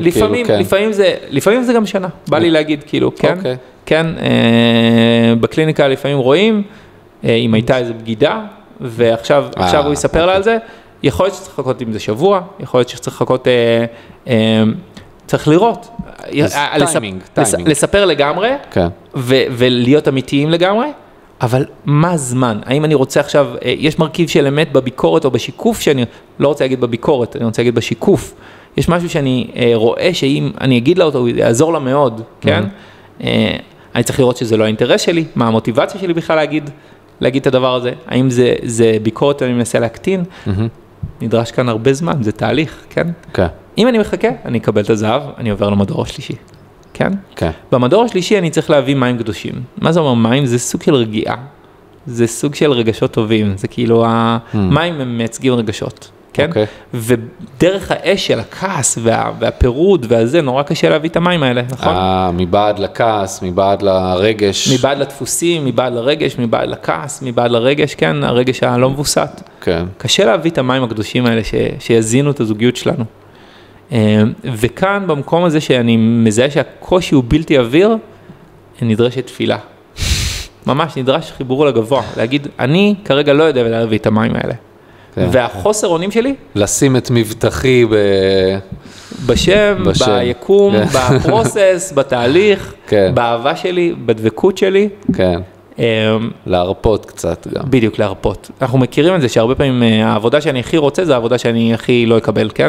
כן. כי רק שאני טיפה פחות רוצה אותה, אני לא להוט על זה, כשאני מחזר אחרי אהובה בטירוף וזה, היא בורחת. כן, טוויגר כזה. כן, טוויגר, אבל אם אני שנייה סומך על התהליך ואני מביא אהבה, אני לא צריך אהבה, אני מביא, ויש בי איזו תפילה, וחיבור למשהו גבוה שהוא איתי, שהוא סומך עליי, שהוא לטובתי, שגם הצלילה הזאת לגיהנום היא חלק מהמסע שלי. אם אני שם בטרס הזה, באמון הזה, אז הכד נלקח מאליו ומביא לי מים קדושים. כשאני מגיע למדור הרביעי, אני מקבל יופי. מה זה אומר יופי? זה קצת אומר מדהים שעשיתי את זה, שהגעתי לכאן. שצללתי כל כך עמוק לתוך עצמי, לראות מה הדפוסים שלי, איזה סוג של אהבה אני מביא. הייתי מסוגל לחכות ולהשעות שיפוט, אני דואג לאהובה שלי, אני דואג לאהבה שלי. הייתי מסוגל לסמוך ולדעת שדברים יסתדרו. הבאתי כאן אמונה. ואם הבאתי את כל הדברים האלה, בשלב הזה אני אקבל המון המון יופי, אני מקבל יופי אינסופי, אני מקבל את היופי הכי גדול, אני אקבל את היופי שהאהבה יודעת לתת, כן? קבל אותו מאיפה? מאלת השאול, כן? מהגיהנום אני אקבל אותו. כן, מהתחתית של התחתית של הגיהנום, כאילו המדור הרביעי. שם אני אקבל יופי אינסופי, שזה היופי שהאהבה יודעת לתת, כן? זה המסע של אפרודיטה, זה המסע של האהבה. קבעה לנפש שלנו. אבל זה עדיין לא סוף המסע בסיפור. זה לא סוף המסע. עכשיו אני צריך כאילו, מה זה אומר בעצם שאני צריך עכשיו לא להציץ בתוך התיבה הזאת? יש איזה משמעות? מה זה אומר לא להציץ בתוך התיבה? זה אומר לא להירדם. זאת אומרת, אני נכון שעשית את המסע הזה, אבל עכשיו אתה צריך עדיין בערנות לפרטים הקטנים. עדיין אתה צריך להפעיל את הסבלנות. אתה יצאת מגיהנום, אבל רגע, הדברים האלה, השיעורים שלקחת, הם לא נגמרים. כדי לקבל את היופי הזה, אתה צריך כל הזמן להיות שם, כל הזמן להביא את התשומת לב, כל הזמן להיות ערני, כל הזמן, אלה דברים שמגדילים אותך, בא לי להגיד, זה לא דברים שאתה עושה כאילו, כי זה משימה. אלה הדברים שהאהבה גדלה בהם. אני יותר ער ושם לב, אני יותר באמונה, אני יותר בסבלנות וסובלנות, וזה יופי עצום לעשות את המסע הזה, כן? וזה להיפגש עם החלקים הכי חשוכים בי. זה להיפגש עם הדפוסים שלי, עם החלקים הלא יפים שאני מביא לאהבה במדור הראשון, זה להיפגש עם החוסר סבלנות שלי והכעס והשיפוט והביקורת, זה להיפגש במדור השלישי עם החוסר אמונה שלי ועם הספק שאני מביא אולי לקשר. ועם זה שאני חייב להציל את המצב עכשיו. כן, ועם זה שכאילו בדיוק, אני עכשיו הכל צריך לקרות ואני לא יודע איך ואני חסר אונים. כן. עם החוסר אונים שלי, זה להיפגש עם דברים קשים, אבל זה גם להיפגש עם כל היכולות האלה. תשומת לב, ושנולדת שם, כן? סבלנות, אמונה, ואז אני מקבל איזה סוג של יופי, ואז אם אני מתנמנם שם, אם אני רוצה, אומר, מעכשיו אני הכי יפה בעולם, כן? זהו, אני כבר יודעת לאהוב, אני נרדמת. אני נרדמת לנצח. כי אם אני, כי השיעור הראשון הוא עדיין חשוב, בואי תהי בערנות. כן, אבל לא לנצח, בסוף אירוס הגיע. למה אירוס הגיע? כי בסיפור הזה, איכשהו אומרים לנו, תקשיב, גם אם תטעה, אם עברת את השלבים האלה, אם אתה מסכים לפגוש את עצמך בעומקים האלה, האהבה תגיע, התשוקה תגיע. הבנתי. ויכול להיות שאתה תתנמנם, ויכול להיות שתטעה בדרך, ויכול להיות שתיפול ותירדם. כן. אבל אירוס יבוא, ואתה תתאחד עם האהבה, תתאחד עם התשוקה שלך, בביתה, בבית האלים של האהבה הגדולה, אפרודיטה. אז... מורכב. מורכב. וזה לא הסיפור שדיסני מספרים לנו, נכון? וזה לא הסיפור שדיסני מספרים לנו. זה מה שקורה אחרי ההליכה לאופק, כן? אחרי הדייט הראשון בים. כן. אז... יפה. אז אני כן רוצה לציין שבעצם כל דבר שנגענו בו בדרך, יש שם איזשהו פקטור שאנחנו נצטרך לדבר עליו, אולי, האמת שאני אשמח אולי שנדבר על זה בפרק הבא, זה העניין הזה של מודעות, מה שאומרים נוכחות, נכון? שאני לא יודע אם המילה הזאת אומרת משהו לכולם, אבל זה העניין הזה של לדעת להיות במודעות, לדעת להיות ברגע, ואז בעצם אני באמת יכול כאילו להבחין בדברים האלה בכלל, ולזהות את הדברים האלה, ואז אני באמת יכול ליישם את הדברים היפים האלה שאני יכול לשמוע בפודקאסטים או לקרוא בספרים, ובאמת לשלב את זה בתוך החיים שלי. אז כאילו יש פה איזשהו פקטור שאנחנו נצטרך גם להביא אותו, אולי בפרק הבא אנחנו נדבר על זה, נכון? אז בפרק הבא אנחנו נדבר על מודעות, ובאמת רק כדי לתת ככה מה זאת מודעות, אז אנחנו נדבר על מיינדפולנס, ושם אנחנו נדבר על 3 דברים, שזה היכולת שלי להיות נוכח כאן ועכשיו, זאת אומרת לא לנדוד במחשבות, היכולת שלי להיות לא בשיפוט, לגבי החלקים שלי, ולגבי החלקים שלך, אני פחות שופט את עצמי ואנשים, ולהיות בשימת לב, שזה חלק מהמסע של הפסיכה, הנפש, התשומת לב, הנמלים האלה, היכולת להיות בתשומת לב פתוחה וערה, בלי שיפוט. זה ההגדרה של מודעות, כן? וזה בעצם הולך, כאילו להשלים לנו קצת את התמונה, קצת להשלים לנו את מה שאנחנו דיברנו היום. זה יעמיק את המסע של אהבה לתחום של מודעות, כן. ואני חושב שההמשך יהיה, מה נגלה כשאנחנו במודעות, כן? כן. מה אנחנו נגלה פתאום כשאנחנו מביאים מודעות, מה אנחנו נגלה לגבי עצמנו, כן. ואיזה שערים נצטרך לעבור שם. יפה, בנימה אופטימית זו אלעד, אנחנו נסיים להיום.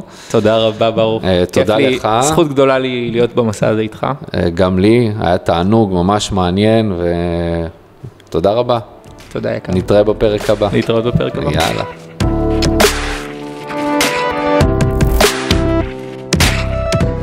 היי אהובים. תודה שהצטרפתם למסע של אומנות האהבה, אם אהבתם נשמח שתירשמו לערוץ, תשתפו עם חברים וביחד נרבה אהבה בעולם. לפרטים נוספים מוזמנים להיכנס ממש באתר שלנו כאן למטה. נתראה בפרק הבא.